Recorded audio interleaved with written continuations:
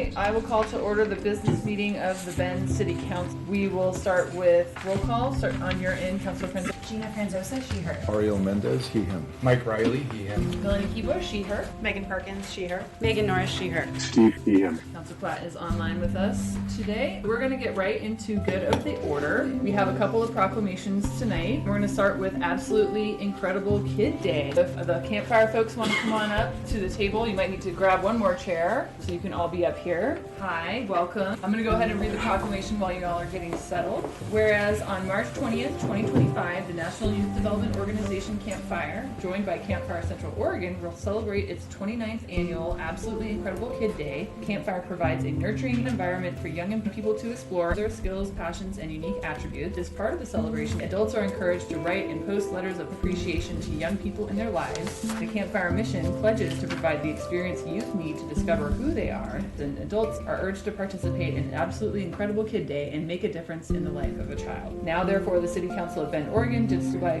proclaim March 20th, 2025 to be Absolutely Incredible Kid Day in the City of Bend and encourages all residents to join in this meaningful event. Move to approve the proclamation. Second. All those in favor? Aye. All right, let's have you three introduce yourselves and say a few words. I'm Joey Hamilton. I'm the Marketing and Development Director for Campfire Central Oregon. She is the Campfire Kid. I'm Rui Cruz, part of the board for Campfire.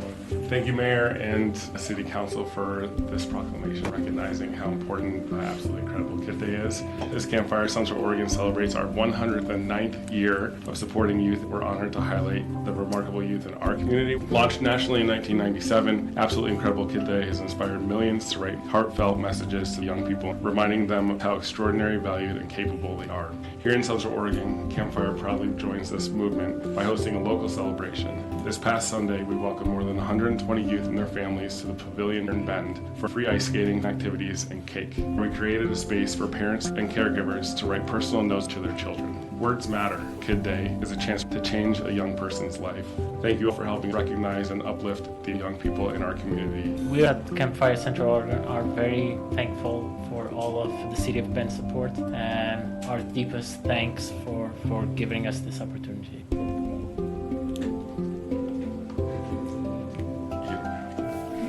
She's good. That's all right, yeah. I'm wearing my little necklace. I'm a Campfire kid that grew up in Campfire, and just really glad the organization is continuing to help youth in our community and provide great support. This is a fun event every year to remind us to say to the kids in our lives that we value and love them. And yeah, thanks for being here. Yeah, Sure. thanks so much.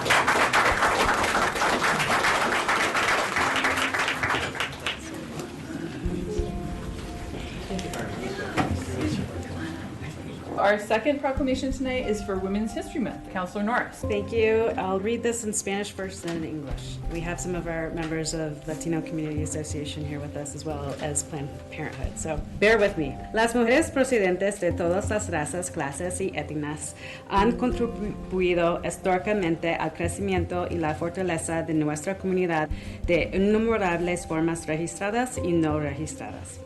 Las mujeres de nuestra ciudad y de todo el país han desempeñado y siguen desempeñando funciones económicas, culturales y sociales fundamentales en todos los ámbitos de la vida. Las mujeres han sido líderes no solo en abusos en la política, económica, laboral y social. Las mujeres han luchado durante mucho tiempo para garantizar el acceso a una educación sexual aquí en Bend, y los proveedores del Centro de Oregon han dado un paso al frente para satisfacer la creciente necesidad de servicios médicos esenciales en Oregon desde la catastrófica anulación del caso Roe v. Wade en 2022.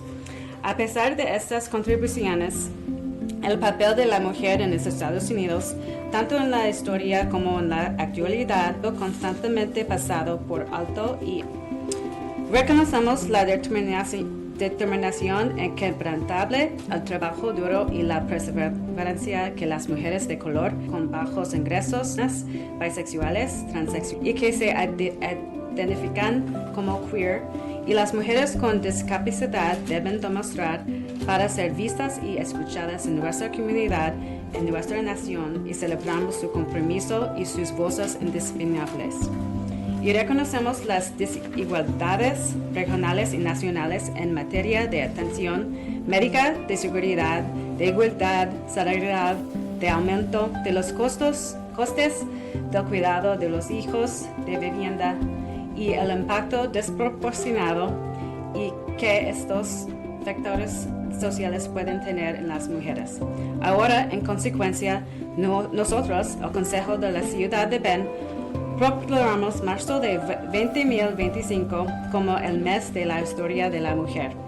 Animamos a todos los residentes de Bend a reconocer los excepcionales, and I will read it in English now. Women of every race and ethnic background have made historic contributions to our Bend community in countless ways. Women in our city and across the country have played and continue to play critical economic, cultural, and social roles in every sphere of life. Women have been leaders not only in securing and continuing to fight for their own rights of suffrage and equal opportunity, but also in the abolitionist movement, the emancipation movement, and the industrial labor movement, the civil rights movement, the disability rights movement, and other movements to create a more fair and just society for all. Immigrant women are integral members of our community and of the U.S. society, working across industries that serve all communities and spur economic growth. Despite tremendous contributions to our community, immigrant women suffer unique abuses in political, economic, labor, and social spheres. Women have long fought to ensure access to comprehensive sexual and reproductive health care in Bend. Central Oregon providers have stepped up to meet the growing need for essential health care since the catastrophic overturning of Roe v. Wade in 2020. Despite contributions, the role of women in America has been overlooked and undervalued.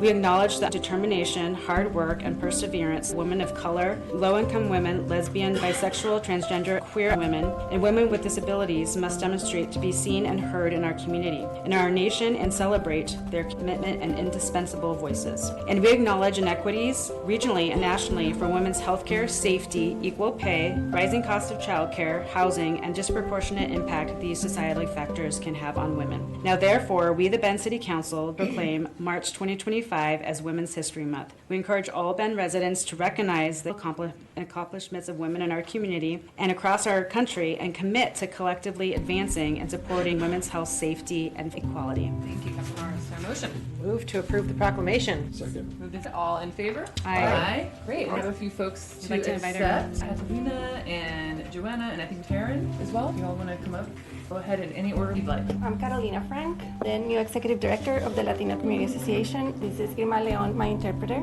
I'm going to read something in Spanish first. Buenas noches, Alcaldesa Kibler, miembros del Consejo y la comunidad.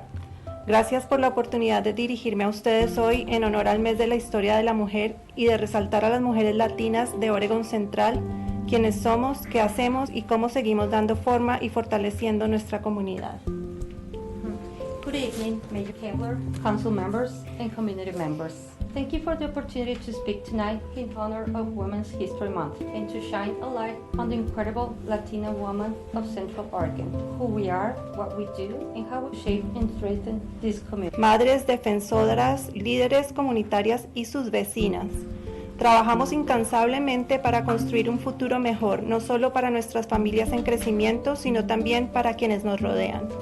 Somos las manos que cuidan a nuestros mayores, las voces que inspiran a nuestra juventud y los corazones que luchan por un mundo más justo y con mayor acceso a las oportunidades. Latinas in Central Oregon are business owners, caregivers, healthcare and hospitality workers, mothers, advocates, community leaders, and your neighbors. We work tirelessly to build a better future, not only for our growing families, but for our neighbors. We are the hands that care for our elders, uplift our youth, and fight for justice and opportunity. En la Asociación de la Comunidad Latina, el 88% del personal somos mujeres. Creemos en la autosuficiencia, en la dignidad humana, el sentido de pertenencia y la igualdad de oportunidades. Cada día trabajamos para empoderar a las mujeres latinas a través del acceso a la educación laboral, apoyo legal, orientación en servicios y formación en liderazgo. Sabemos que cuando las mujeres prosperan, comunidades enteras avanzan. At the Latino Community Association, women represent 88% of the staff. We believe in self-sufficiency, human dignity, community belonging, and opportunities for success. Every day, we work to empower Latina women through workforce education, legal support, systems in navigation, and leadership development. We know that when women thrive, entire communities prosper. Sin embargo, también reconocemos los desafíos que muchas mujeres latinas enfrentan.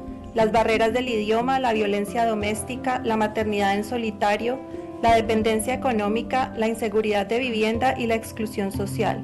Por eso, en LCA somos un puente confiable asegurando que cada mujer tenga los recursos, el apoyo y la defensa que necesita para salir adelante y sentirse valorada en su comunidad. Yet, we recognize the barriers many Latina women face: language access, domestic violence, single motherhood, economic independence, housing insecurity, social exclusion. That's why LCA stands as a bridge, ensuring every woman has resources, advocacy, and support to succeed and feel at home in this community. Tonight, as we celebrate Women's History Month, let's commit to the work. Let's recognize, invest in, and uplift Latina women, our resilience, contributions, and right to equity and opportunity. Together, we thrive. Thank you. Thank you all very much. This is very appreciated. I was here last year for Women's History Month. I feel almost overwhelmed with the support we're getting from the community. Okay, so Joanna Dennis Cook, I'm the Health Center Manager at Planned Parenthood Bend. We're part of the affiliate Planned Parenthood Columbia Willamette, operates health centers throughout Oregon and Southwest Washington. The clinic opened in 1998. We provide affordable reproductive health care like birth control,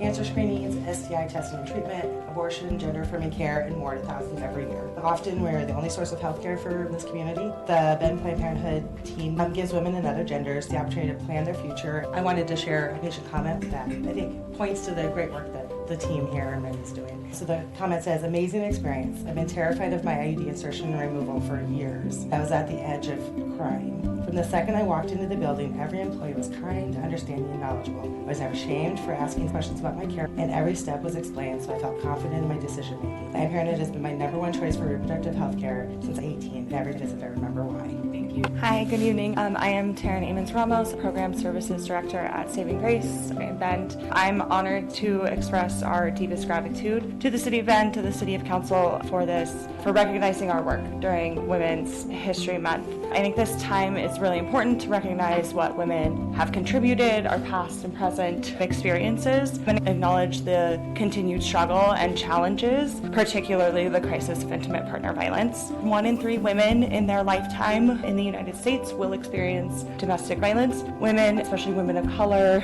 immigrant women, QIA+ women, those facing economic hardships, or those with disabilities are disproportionately affected by domestic violence in our community and across the nation. At Saving Grace, we work hard every day to show up for survivors in our community here in Central Oregon. We are answering phones, we are going to the hospital, we are at the courthouse, we are at the DHS offices, showing up for survivors who are disproportionately women in our community who are needing support in a really tough time. We can't do this work alone, and it takes a community who listens and cares and shows up in this way. So thank you for your recognition and continued support of Saving Grace. Thank you all for being here and for the work you do with women. I'm glad to say that since I was elected, we've had majority women or non-binary people on this council. We've had 3 women mayors in a row. We have 4 women sitting up here, but we know we don't face all the same barriers that some of the women use or face, and no woman should face barriers or push barriers. Thank you so much. Team picture? Yes, all the I women would like be all in the it. women to be in the picture. Yes. Because, okay.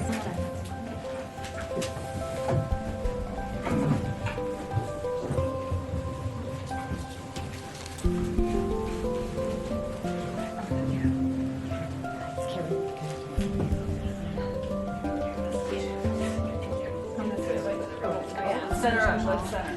Yeah.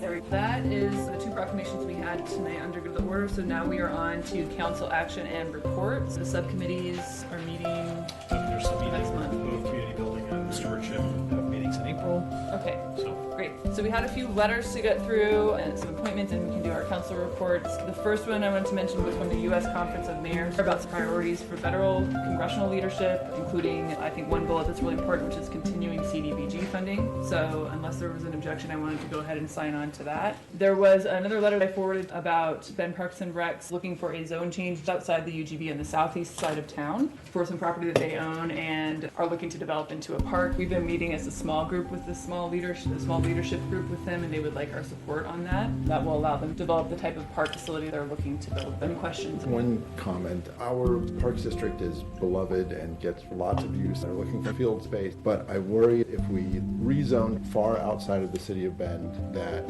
we should also be paying attention to how people get there. I know that there's a tendency for other districts to not say have an impact on transportation. If we only give people the option to drive to places like Big Sky or a new park in southeast Bend, then we shouldn't be surprised when there's so much demand for parking, so much more traffic. I hope when they look at these plans that they're also updating things like their trail plan and trying to address other ways of getting there as part of the conversation. I just don't want them to move forward without considering those other issues. We can definitely bring that back to that conversation for sure. Any other comments? Thank you. All right, we'll move forward with that. The last one was a letter that came out of a meeting that happened yesterday that the county convened with our destination management organizations, Orla, our city, and the county commissioners. We had a good conversation about House Bill 3556, which is pending in the legislature right now, which is talking about adding more flexibility to tourism revenue dollars, allowing cities to use more of those dollars for community infrastructure and public safety. So that's where the bill is at right now. The conversation went really well. Not everyone agrees on everything. One thing that came out of it was that the county is going to support the bill moving forward with some changes that they're suggesting. We put together a letter saying we also support moving the bill forward, but continue working on it to narrow it down to what is appropriate, respecting the work that Visit Bend does now, but also respecting the impact that tourism has in our city and how we might be able to respond to that. So that letter went out. I got a few grammatical edits from Mike. There's no surprise that I'm gonna go ahead and incorporate those, and it doesn't change the meaning of the letter. So unless there's other questions, we'll go ahead and send that in for testimony on Thursday.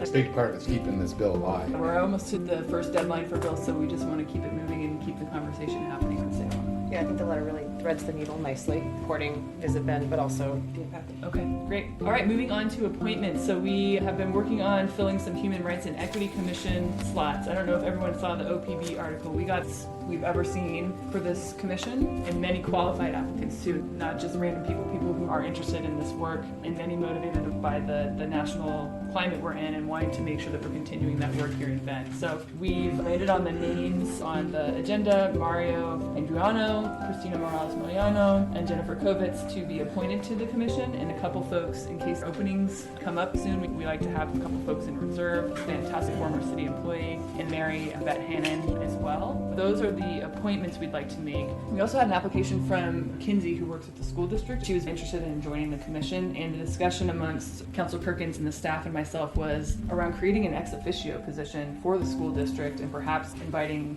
other special districts as well, not to be a voting member, but ex officio. We have that precedent. Other committees approve these appointments and get council direction. We would need to make, and just making that a possibility going forward. Each one would need to be individually sort of decided on an individual basis, but that would allow for this possibility for each rec. If anyone has questions or...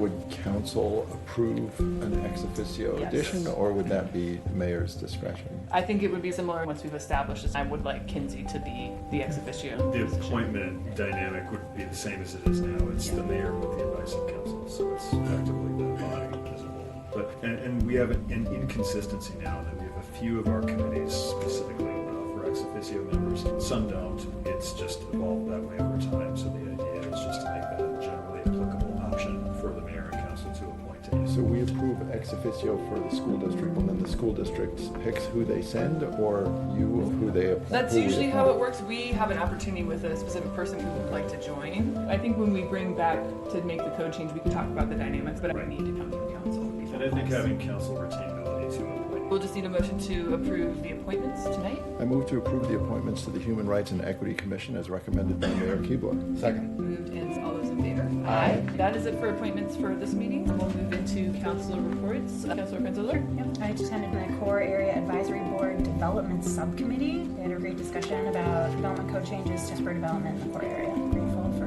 everyone's volunteer work on that committee. Great, thank you. The mayor and I got to welcome Japanese exchange students from Toyota, Japan, and one of the really neat aspects of this visit is that we have a display case upstairs, which you may not have noticed because it's sort of out of the way, but if you go up and look at it, we have gifts from lots of other sister cities, and one of the students visiting recognized that there's an old, undated black and white photo from a previous visit also from Japanese exchange students, and he recognized his grandfather in that photo. So it's a pretty cool connection that we have, and I think these are really important opportunities to promote cross-cultural awareness and understanding. I met with Cassie Regenbald, Executive Director of the Central Oregon Council on Aging, to hear about what kinds of issues they've been having given some of the federal funding pauses. They get about half of their funding through the federal government, and there's a lot of concern about losing access to things like Meals on Wheels. She reported that a couple of the main issues that they routinely hear about are things like access to transportation, affordable housing, healthcare, and accessing veteran services. So it was really good to learn about how our goal framework is supporting their work. This is a growing population in Deschutes County. I think it's really important that we're sensitive to their needs. I think we're doing the best that we can. I have two things. First, I wanted to acknowledge the passing of Bob Woodward, who passed away about a week ago at the age of 85. Many of you may have heard about Bob. Woody, as Bob was known, was a former city councilor and mayor of Bend. Was first elected in was part of the Men Without Ties team and served as mayor from 1997 to 1999. Bob was a mountain biking pioneer, not only in Central Oregon, but across he helped launch Phil's Trail Network and CODA, the Central Oregon Trail Alliance. He helped put Bend on the map as a destination for mountain biking and outdoor activities. Bob was not a fan of what he called the after parties that those of us who are still around after somebody passes hold in his honor, so I'm not going to linger long. There's been a lot about Bob in the bulletin. If you haven't read the article, you'll read it. There's been a lot on Facebook as well. I just want to thank Bob for his service to the community, for the humor that he brought to daily life and big decisions, and for his example, especially about wearing ties to the least extent as possible. You all see wearing a big thank you for your service, Bob, and your example, Woody, and a big hug to his wife, Eileen, granddaughter, Lizzie, and his new great-grandchild. Bob's spirit lives on in their lives. The second thing I wanted to talk about was transit stuff. There's a key decision at the May COIC board meeting on fares and the PASS program. Two issues that I see with this. One is that the current proposal doesn't have any discounts in it for young people. And two, I think there may be some challenges with PASS implementation in the current context, especially for immigrant workers and their families, and the barriers that it might create to people riding transit. The reason I'm bringing this up is that if we want to influence that decision, we only have a couple more meetings before the May COIC board meeting. I think will be the day after the council meeting, the first council meeting in May. When are we going to talk about it? Do we want to talk about it now, or can we schedule 20 minutes for the next work session? We have a room in the... We can try. My preference would be that as a council, we come up with a recommendation, write a letter, and I come to the city board meeting with that. It's a stronger position for us. Maybe a subset of us might meet. We could talk about it. Like you're on the stewardship subcommittee, we have some room on the agenda. If council's comfortable, we That's can three establish. councilors. Sure. As Okay. three councilors, we can establish a position, then we're put next. Sure. Let's do that. Okay.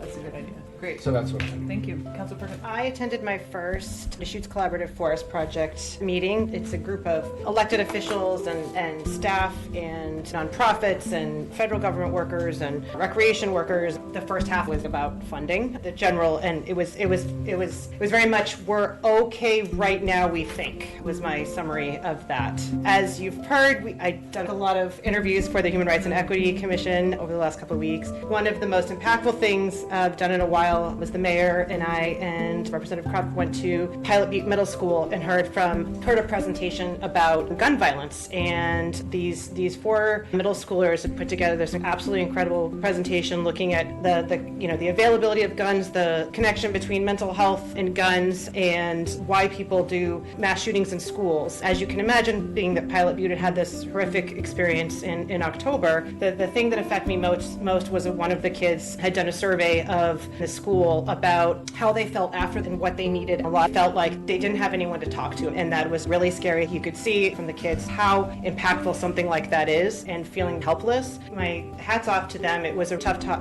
They were awesome. I wish them all the best because they're still working through something that really traumatized surprises you and a lot of what ifs. The other thing I've been spending time on is the transportation utility fee part 2. The Bend Economic Development Advisory Board has been tasked with the non-residential component of the TUF. Been in a lot of meetings with EDCO, the chamber, and BDAB to talk about how to do this with the least detrimental impact to businesses. The Bulletin did an editorial today on the TUF, and I feel like the Bulletin really missed the comprehensive and exhaustive work that BDAB has done on this non-residential component of the TUF. They've talked about this through the course of multiple meetings. They've had extensive homework. They've had contributions from the Bend Chamber and EDCO. Multiple pathways were explored to get to this $10 million, which we told the public is necessary for recategorizing and groupings of businesses, to changing dollar amounts to the $10 million amount. As Ruskin, hats off to staff for the information that they have provided to BDAB. You're going to hear more about this next month, but I wanted to focus on 2 things. We heard from our business community that there were 2 types of businesses that would need recategorizing. One were medical offices, because medical offices cannot pass along costs to the consumer like other businesses can, and restaurants who run on often just really, really thin margins. Originally, the increases in part 2 would have been triple or quadruple what they would have paid in part 1, and that could obviously affect their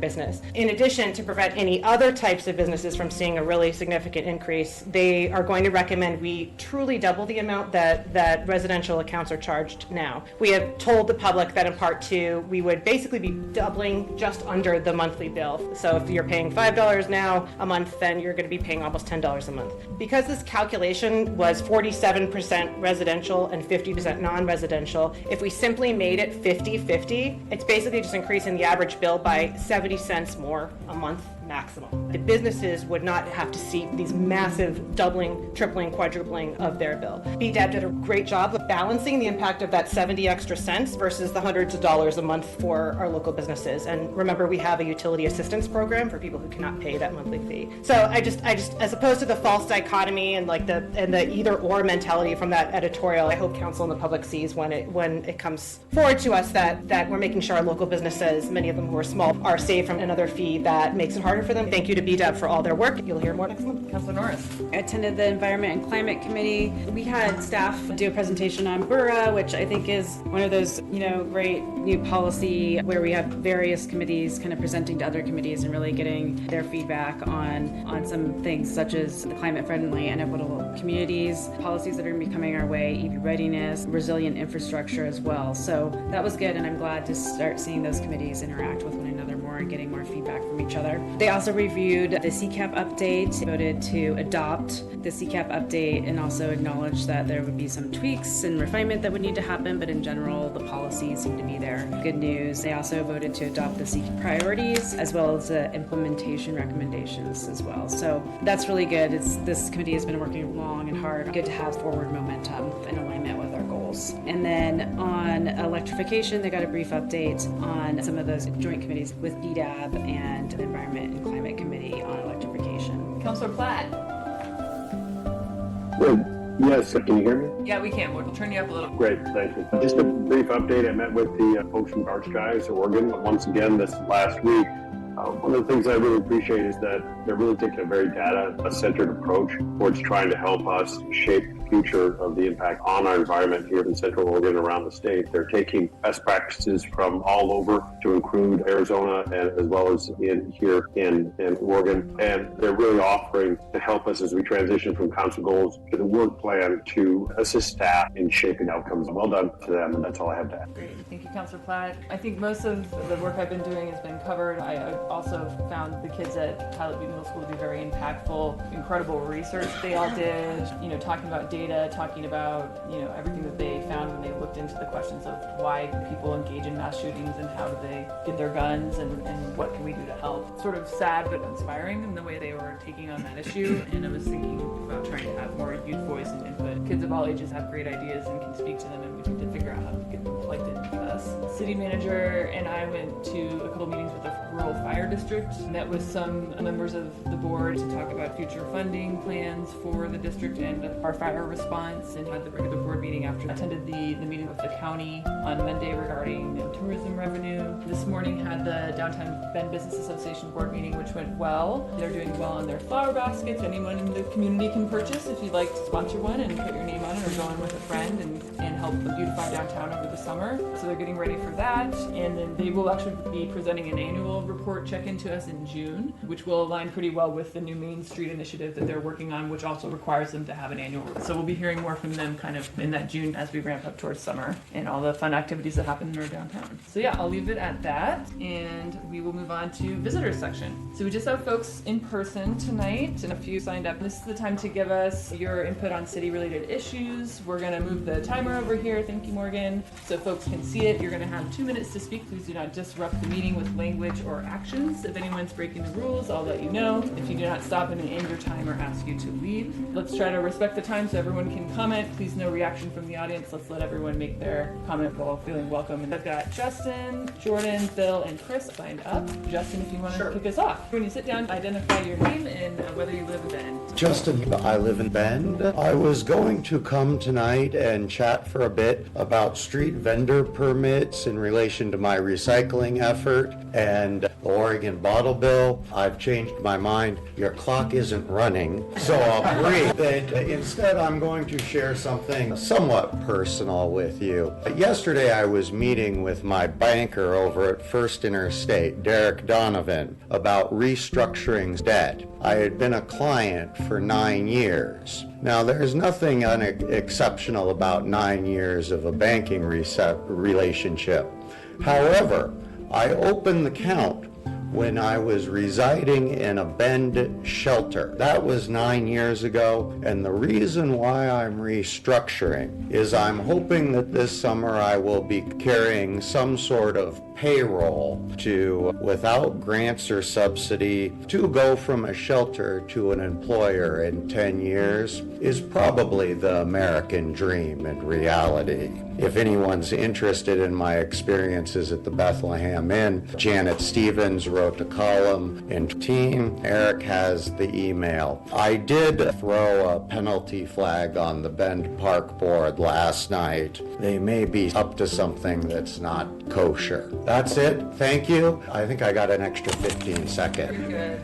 All right, Jordan L. Good evening, councilors. My name is Jordan Elliott, resident of Bend, active in the Orchard District Neighborhood Association. I'm considering starting a small outfitting and guiding business by converting my fishing boat to all electric and hiring local guides to offer intimate, low-impact experiences on Crane Prairie and Wickiup reservoirs. Perfect fit for some of the outdoor rec things we've even talked about tonight. I also want this to be a community-centered business, offering internships for high school students in Bend to gain outdoor leadership experience in sustainable tourism. Recently, Congress passed the Explore Act, signed into law by President Biden in January. It helps small recreation providers by allowing operators on public lands to ask clients to sign liability waivers. This is the standard operating practice in every state that we share a border with, but Oregon is one of the few states that does not allow waivers to be enforceable against claims of ordinary negligence. These are the natural risks that occur when signing yourself up for potentially risky activities, like boating within the Deschutes watershed. That puts my prospective small business and other Bend business outfitters at a significant disadvantage compared to our peers in other states. Fortunately, there's a solution. House Bill 3140 is currently being considered in Salem. If passed, it would fix this discrepancy and allow these types of recreation providers to compete on a level playing field by utilizing the provisions of Title III of the Explore Act. But that bill must be scheduled for a hearing and work session in the House Judiciary Committee by Friday, chaired by Ben's Representative Jason Krupf. He's not yet scheduled it. I support this bill as part of my day job in the private sector, but I wanted to come here tonight as a Bend citizen and respectfully ask that the City Council support the growth of Bend's outdoor recreation economy by encouraging Representative Krupf to move this bill forward, and encourage my fellow citizens of Bend to email him and ask him to schedule House Bill 31 for a hearing and work session in Salem by the end of business this Friday. Okay, Bill Kowalik. Thank you. I am Bill Kowalik, resident of Bend and the chairperson of Dark Sky Oregon. Dark Sky Oregon is an all-volunteer 501c3 with a mission to preserve Oregon's dark skies and diminish light pollution for the health, safety, and well-being of all life. The board of Dark Sky Oregon is composed of scientists, educators, and experts in business and finance with decades of experience in corporate and private business and public lands. We are all acting as advocates for a healthier future with minimal light pollution. We are about minimizing artificial light wasted into the sky, which increases our carbon footprint and which interferes with our human neighbors and the wild habitat. Central Oregon's starry skies are a significant natural resource that benefit the residents and a draw for dark sky tourism. Meanwhile, those starry night skies have been disappearing, you can help to reverse that trend by supporting the City of Bend Dark Sky Initiative. We look forward to working with you to make this happen. Thank you. And last is Chris Hill. My name is Chris Hill, a resident of Bend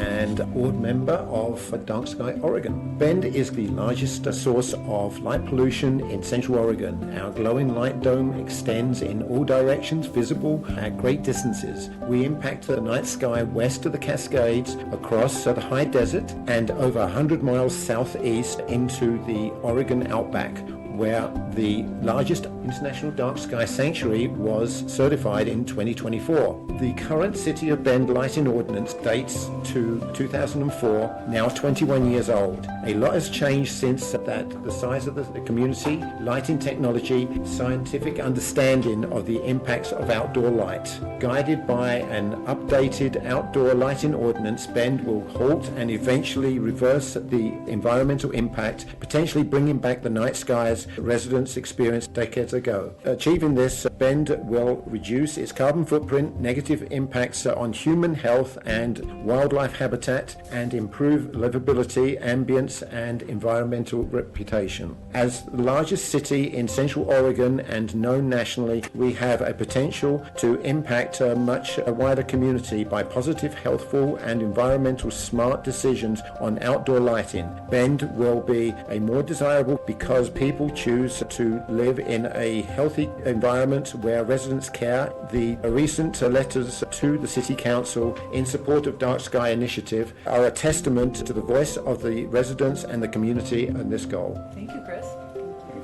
That will conclude the visitor section for tonight. So we'll move on to the consent agenda. If you would like to pull an item, go ahead now. Yeah, I had asked for the agreement with Dow for professional design services for the Auney Street Extension to be pulled to the consent agenda. Okay, so that's item C. Is there a motion to approve the consent agenda except for item C? I move to approve the consent agenda without item C. Second that motion. Moved by Councilor Riley, second by Councilor Mendez. All those in favor? Aye. So we will approve the consent agenda and then hear a presentation on item C. Did you fix your presentation, Ryan? No, sure. Thank you so much. Ryan Oster, Director of Engineering, City of Bend. So a handful of slides here just to share with you a little bit of project background, answer questions that might not be clarified through this. So quick background on the project. This comes out of multiple planning documents, our transportation system plan adopted in 2020, as well as a general obligation bond. And you can see all the crisscrossing of projects there that were identified in the TSP. And this is really focusing on the stuff on the southern end. Project C5, S6. This is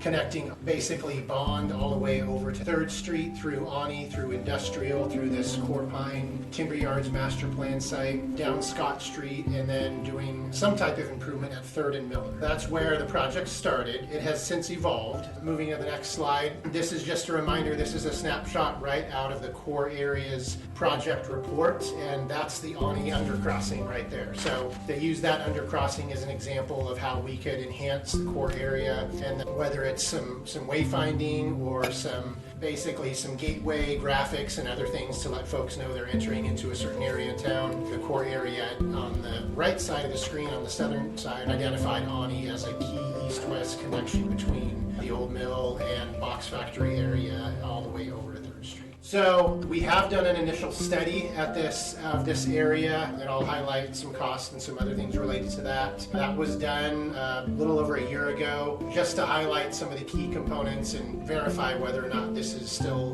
a worthy project to address. We'll emphasize that the evolution that's occurred since this original study, you can see there's a gap at the 3rd Street underpass underneath the rail there. The original Auney project included work to the west all the way to the Bond Industrial intersection. That portion is now covered through land use requirements through a master plan of that area. So the improvement of Industrial Way, an improvement at Industrial and Auney, as well as the roundabout out at Bond and Industrial is all a requirement of an existing master plan for that area. So that allowed us to free up some of that money and move it over to this side.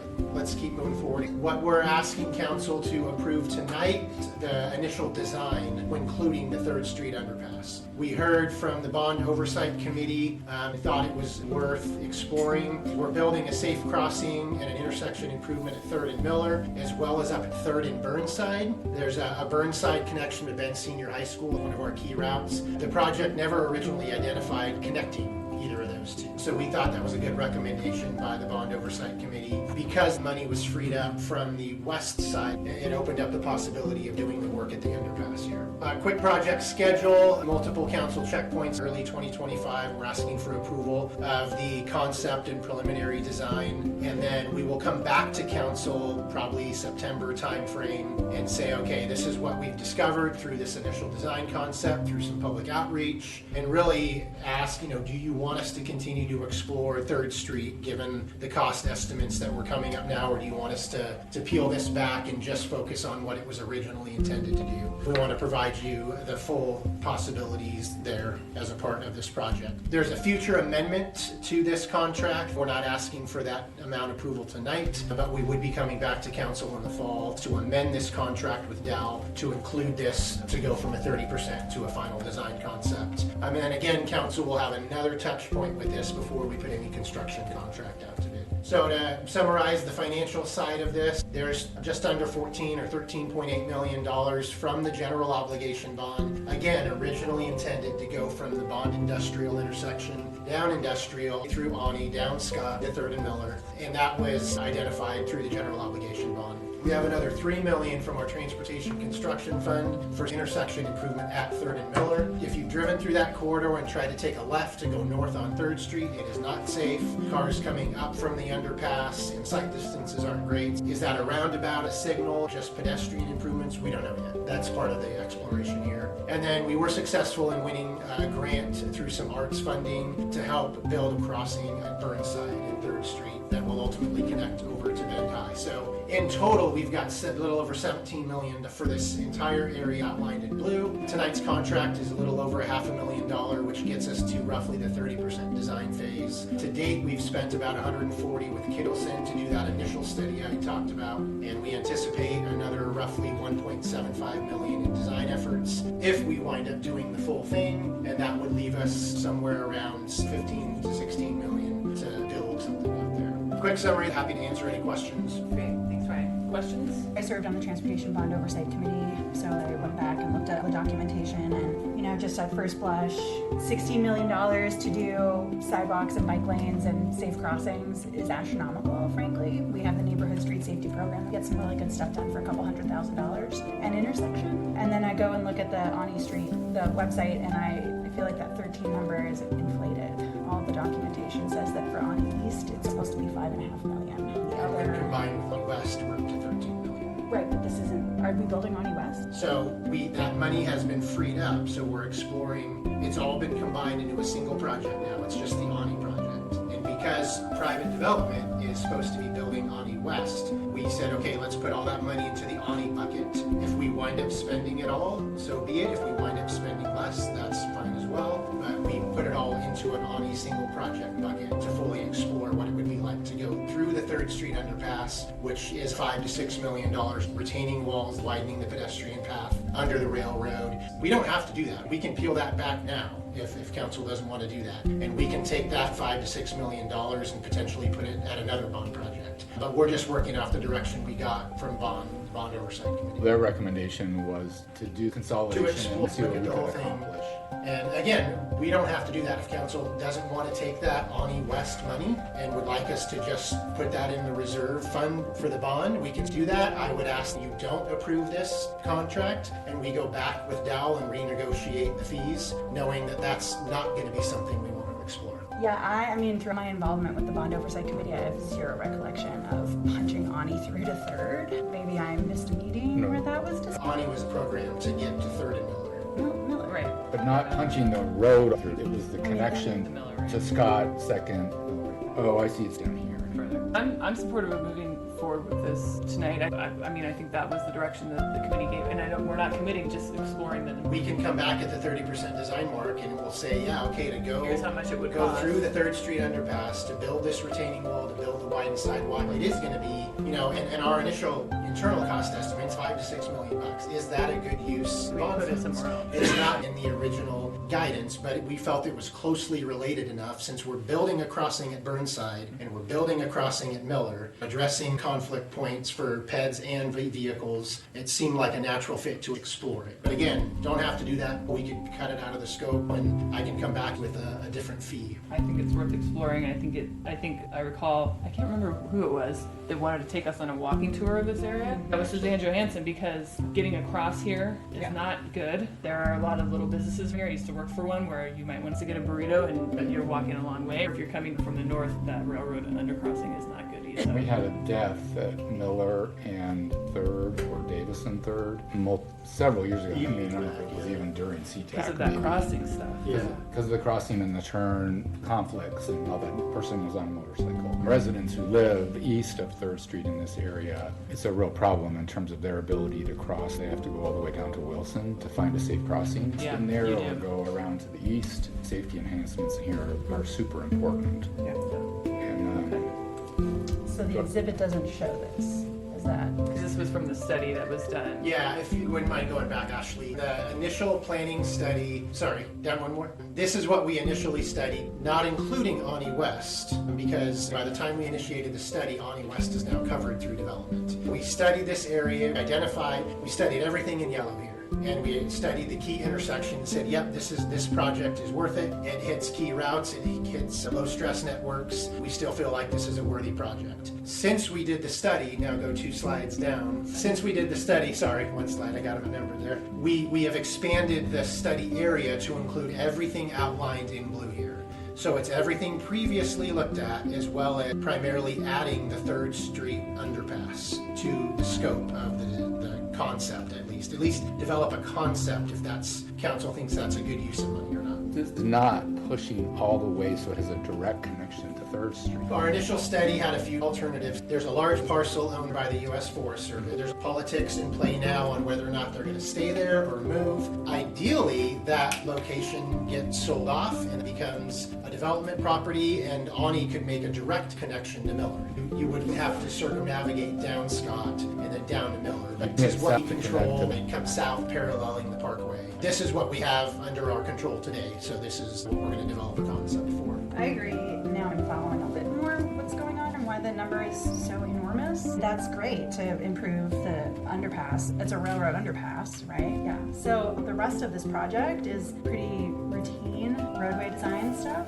and the underpass is going to be pretty complicated and take a heck of a long time to construct and get approval with the railroad and everything to do. So I would really hate to, I know Ben Bikes and many others are eager to see that Miller crossing put in place. We've received emails about it. The mayor mentioned difficulty crossing 3rd. I would not want to see those roadway improvements delayed for the underpass. You know, I feel like that's what's happened in Midtown now with like Franklin and Greenwood and the Hawthorne Bridge. It took years to get the improvements on Greenwood. I'm open to ideas. That's valid. I think that's a healthy conversation to have, even if we choose not to do the undercrossing work now because we'd rather use that bond money on a different project, or the timing doesn't work out. We'll know more in 9 months. If we initiate the work, we'll start a conversation with BNSF. If I come back in another 9 months and they're not open to us doing anything through there, or maybe they are, we can have that discussion, and at that point, before we amend any further contract, we can make a decision right then, like, okay, let's cut out the 3rd Street underpass work. Maybe it's too expensive, maybe it doesn't fit the timeline. I mean, it would have been nice if that was a change order on this, I guess, maybe, you know, an additive, that, so it could be just called out a little bit, but it's fine. We've got to start, like, we can't, Well, so there's hours in that budget, right? In the 500 to include this. If it was a change order, we wouldn't be initiating any. An alternative that you could have accepted. This is guidance based on committee members from the Bond Oversight Committee. We thought it fit well within the context. It's connecting a key route between Miller and Burnside. If this Core Pine Timber Yards area goes and you've got hundreds of families living there, this is a half or 3/4 mile walk to Bend High School. It'd be great to build a nice safe corridor all the way through, including the underpass. If a majority of council says not interested, then we need to negotiate the fees and we'll come back with a different fee schedule at the next council. When is the schedule for 30% design? So here we are, concept and preliminary design. The approval of the $500,000 before you tonight is basically going to give us roughly 9 or so months to do some work here. We plan on coming back to council in September of 2025. So partway through the preliminary design, when we've had a public outreach, we've gone to open house, we'll come back and we'll say, okay, are we on the right path? Do you think this is a good investment? And if you do, great, we'll ask for the other roughly $1.75 million to finish the design. If you don't think that's a good investment, then we peel that 1.75 back, and we can bring a separate task order at that future amendment to say include the 3rd Street work or don't include the 3rd Street work. So one thing I think we're going to see if we abandon the underpass today is that we're going to go out to the public and show them some concepts and be like, what about the underpass? So I think we should move forward with this tonight, get the preliminaries, and then I think the public can also help us with that. Like saying this might cause delay and it's going to take money that we could spend somewhere else, but do you want this? And help get some input there to help make that decision too. This is one of the unique bond projects. If you look at the original budget of $13 million and $3 million from the transportation fund, this is a healthy amount for short corridor. Our cost estimates say if we're going to build the 3rd Street underpass, it's going to be $15 to $16 million. We want to keep it all together for now. If there's a better use of that $5 to $6 million from the original Auney West work, we're happy to apply. There's plenty of other work in the GEO bond we could put that money towards. I authorize an agreement with Dow LLC for professional design services for the Auney Street Extension project in an amount not to exceed $545,517 for the first phase of design services. Second. Moved by Councilor Perkins, second by Councilor Norris. Somebody to scroll down the actual recommended motion. There isn't one because it's on consent. No, there's Number C. She read C. So we did get the motion. So There's a motion on the issues that refer that items. They're generally one motion. It's very similar. Councilors, you rescind. I rescind my motion. I move to authorize an agreement with Dow LLC in substantially the form presented to council for professional design services of the Auney Street Extension project in the amount not to exceed $545,517. Moved by Councilor Perkins, second by Councilor Norris. All those in favor? Aye.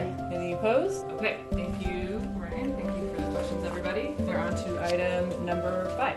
5 is a public hearing and first reading of an ordinance to vacate a partially improved portion of the Remain Village Way right-of-way east of Ridge Drive and west of South Highway. I'm going to open the public hearing, and we have Michelle here to present. Good evening, councilors. My name is Michelle Patrick, and the item is a public hearing for the right-of-way vacation of Romaine Village Way. You previously moved to initiate this on February 5th, so not that long ago. The segment is located south of Murphy Road, west of South Highway 97, shown in this red square. And so just zooming in a little bit, right-of-way to be vacated is this red section. The area in green is right-of-way dedicated by the abutting property owner. The vacation was a coordinated effort between the city and the abutting property owner, as outlined in the Memorandum of Understanding in the council packet. This Memorandum of Understanding expressed mutual interest in facilitating the installation of the Southwest Sewer Basin main sewer line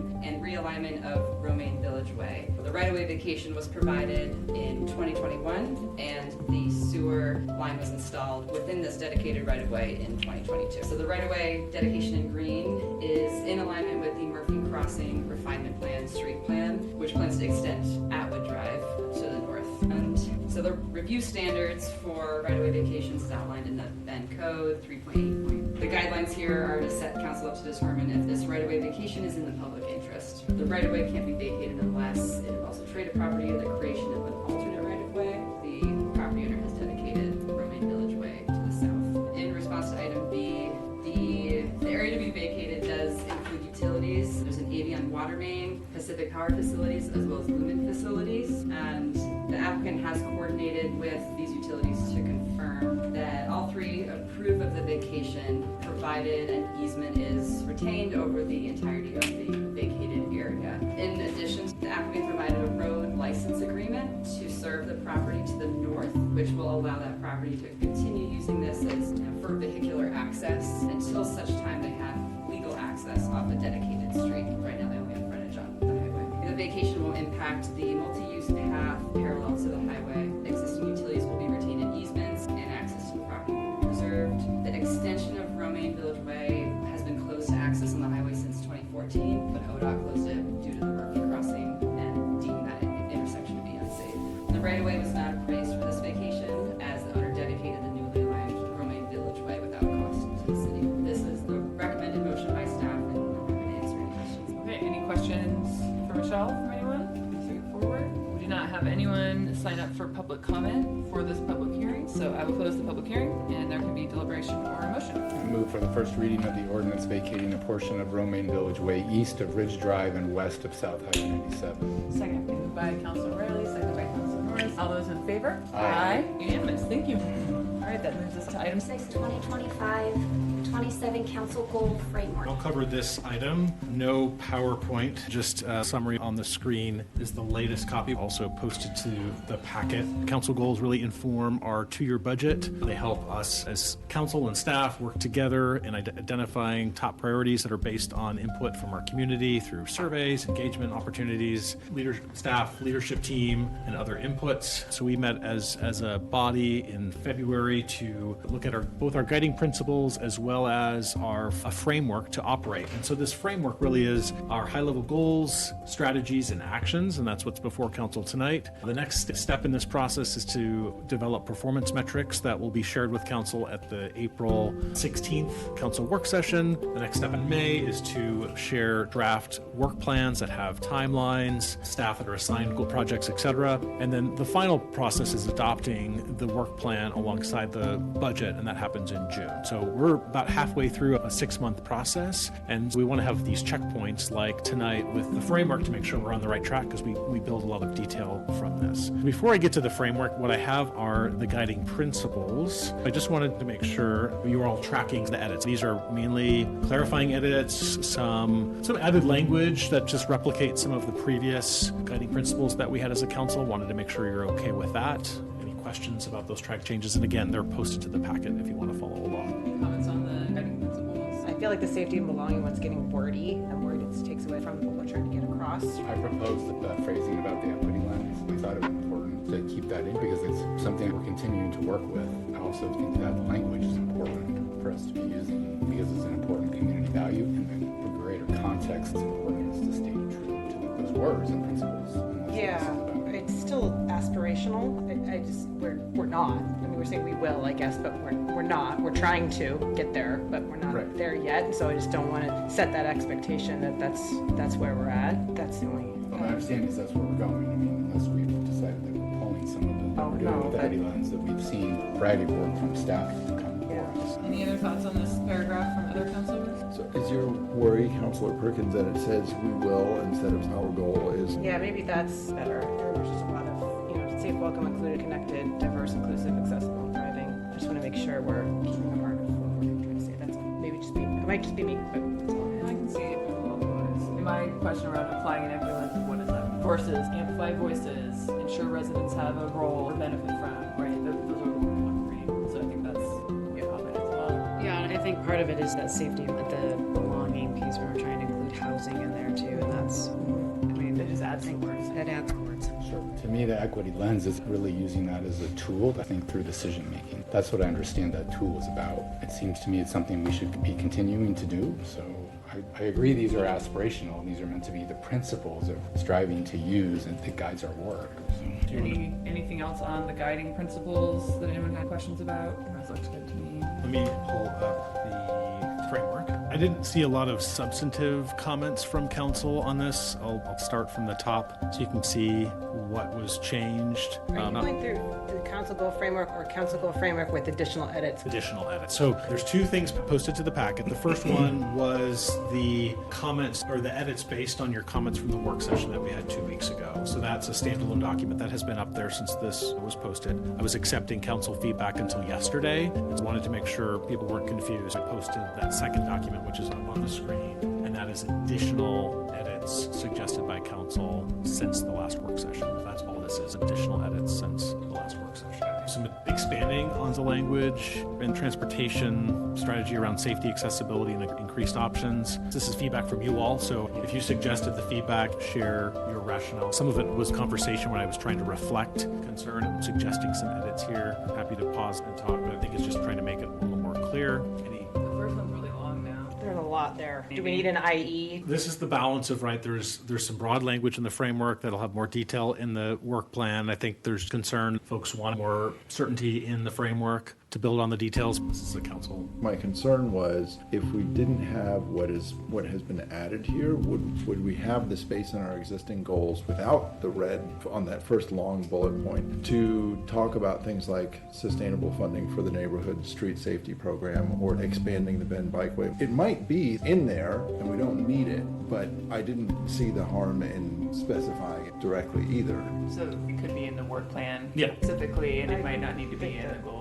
If you're okay, we can remove that red language and include that detail in the work plan. Let's make sure those 2 points. I think it's important to have the conversation to make sure council's on board. I would like to see that show up as part of that work. It makes it hard to read. I look at these 3 bullets, and these goals are for us and the city's work, but also for the public to understand. And if I'm reading that and I'm outside of this room, I'm not understanding what a lot of this means. I think the more simply we can put it, the better. Yeah, I'm okay with putting it in the work plan. And that last phrase about lower cost safety options, that's not my comment, so I'm just wanting to make sure. Is that also going to show up? Yeah, I think there's both the capital side, making sure we have a full breadth of options to address safety, that it's not just capital, there's some operational or lower cost options. Aligning revenue options with planning and performance metrics goals. This is kind of the piece around the transportation fee, that second phase, and then we still have this question of a third phase, and we committed to kind of pausing that, but whatever additional revenue, there was just this desire to tie it in with metrics.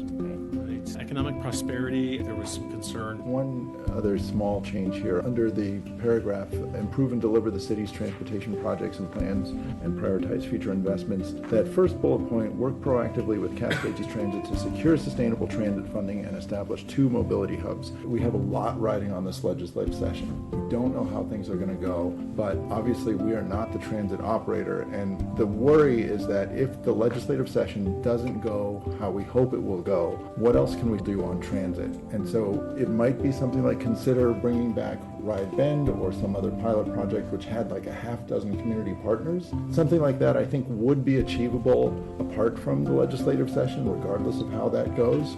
So would we be interested in, for example, just adding work proactively with Cascades Transit to increase service, secure sustainable funding, and establish 2 mobility hubs? And the goal is increased transit service, not just funding. That's consistent. In our goal setting set, we talked about innovative transit options, so I appreciate you bringing that up. Yeah. We were talking about quality of service. I can edit this. So when it comes time to vote, you're voting what you reflect here in real time. Economic prosperity, I think there was concern about the phrase economic climate and being more direct with the goal statement. I like the changes. I don't think saying livable wages is something that the city can realistically do anything about, but something the city can do something about is cost of living in our community. I hear what you're saying about livable wages, but be careful about saying about cost of living. That points to housing affordability, utility service we deliver. Sure, but I mean like grocery store, gas prices, tariffs. Just be careful we're not overcommitting. But is there another way to talk about the wages? I mean, that's what livable wages means to me, is like just trying to target sectors that are providing higher paying jobs. Right, and I'm making sure we're focused on better paying jobs in the community as a whole, and that's going to lead to livable wages.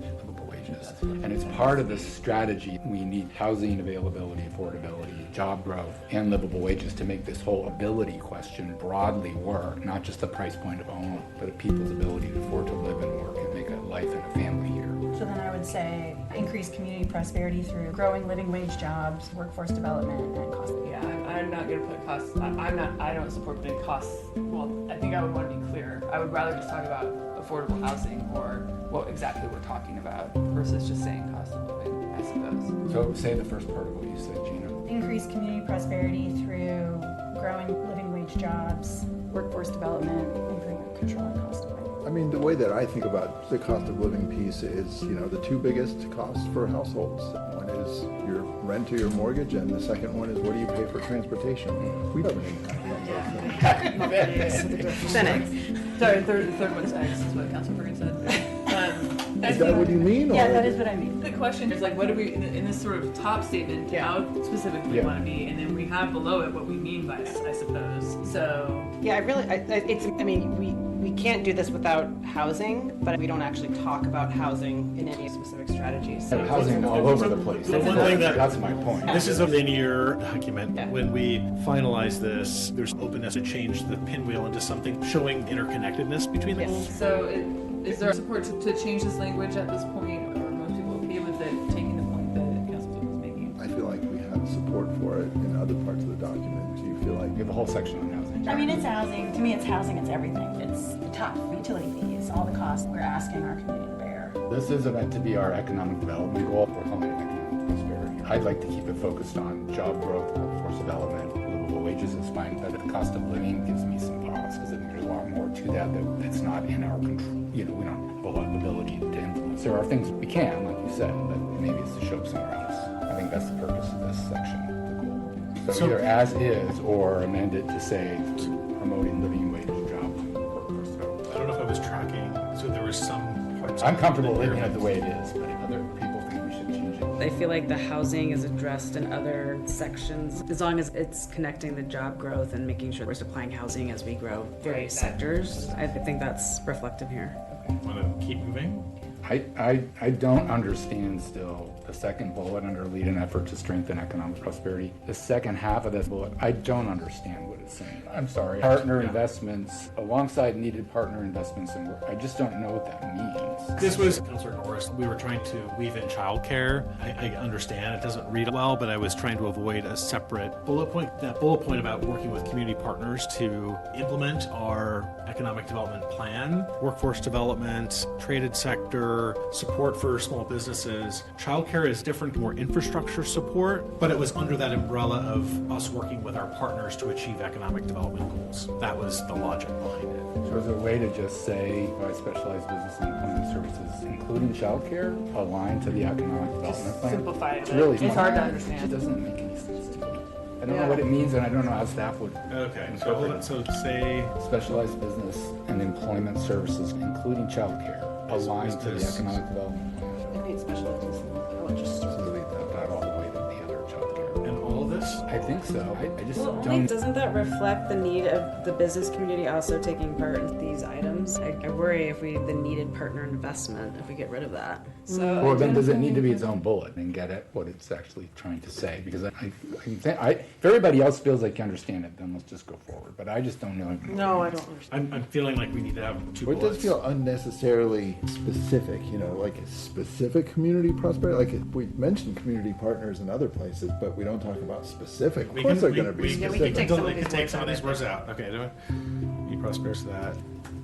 Professionalized business and employment services. We've been talking about this with BDAB and business partners. We're taking a different approach, more partnership on delivering our economic development. Can I just keep the aligned to the economic development plan? Because it's really important. And then delete all the rest. Yeah. Okay. Eric, I had a comment on the climate. I thought we had talked about getting rid of potentially informed by rather than just say informed by from the Dark Sky Initiative. Thanks for catching that.